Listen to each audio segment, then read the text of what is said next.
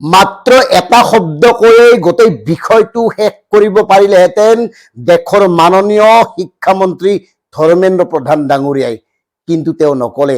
সেইকাৰণে আমি আজি তেওঁলোকক সুধিব খুজিছো, যিসকলে কক্ৰচ পাৰ্টিক নিন্দা কৰিছে, যিসকলে যন্তৰ মন্তৰত অনুষ্ঠিত বিশাল প্ৰতিবাদী অনুষ্ঠানক নস্যাৎ কৰি তেওঁলোকক ভেৰনীয়া গুণ্ডা সজাব খুজিছে, তেওঁলোকক সুধিব খুজিছো, ধৰ্মেন্দ্ৰ প্ৰধানে এবাৰ চৰি কোৱা হলে কি লোকচান হলহেঁতেন? এই যে নিট পৰীক্ষাৰ প্ৰশ্ন কাকত ফাদিল হোৱাৰ পিছত দেশৰ 20 গৰাকী মেধাৱী ছাত্ৰ ছাত্ৰীয়ে আত্মহত্যা কৰিছে, তাৰ কাৰণে ধৰ্মেন্দ্ৰ প্ৰধানে এবাৰ যদি ক'লেহেঁতেন চৰি, কি হলহেঁতেন? কি হলহেঁতেন দেশৰ শিক্ষামন্ত্ৰী ধৰ্মেন্দ্ৰ প্ৰধানে যদি সেই সকল দুৰ্ভগীয়া পিতৃ মাতৃক উদ্দেশ্য কৰি ক'লেহেঁতেন চৰি, অনাগত সময়ত আৰু এনেকে প্ৰশ্ন কাকত লিক হবলৈ নিদিও, কি হলহেঁতেন?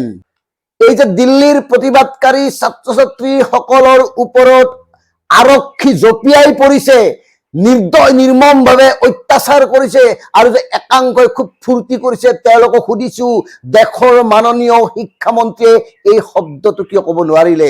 শিক্ষা বিভাগ ব্যৰ্থ নহয়? নিটৰ প্ৰশ্ন কাকত একাধিকবাৰ ফাদিল হোৱাৰ পিছত কিয় তেওঁ এবাৰো ক'ব নোৱাৰিলে চৰি? লাখ লাখ ছাত্ৰ ছাত্ৰীক উদ্দেশ্য কৰি তেওঁলোকক যদি অকমান শান্ত কৰিবৰ কাৰণে ক'লেহেঁতেন চৰি, কি লোকচান হলহেঁতেন ধৰ্মেন্দ্ৰ প্ৰধানৰ? তেওঁলোকৰ কোনো মানৱতা নাই, কোনো দয়া নাই, এওঁলোকে কেৱল গাদীখনক চিনি পায়। সৰু হৈ গ'লহেঁতেন নেকি? এবাৰ যদি চৰি বুলি ক'লেহেঁতেন, এবাৰ যদি ক্ষমা খুজিলেহেঁতেন, এবাৰ যদি ক'লেহেঁতেন যে অনাগত সময়ত এই ধৰণে আৰু কোনো কাম হবলৈ নিদিও, সুকলমে অনুষ্ঠিত কৰা হ'ব সকলো পৰীক্ষা, কি লোকচান হলহেঁতেন? কিয় ক'ব নোৱাৰিলে? নকোৱাৰ অৰ্থ কি?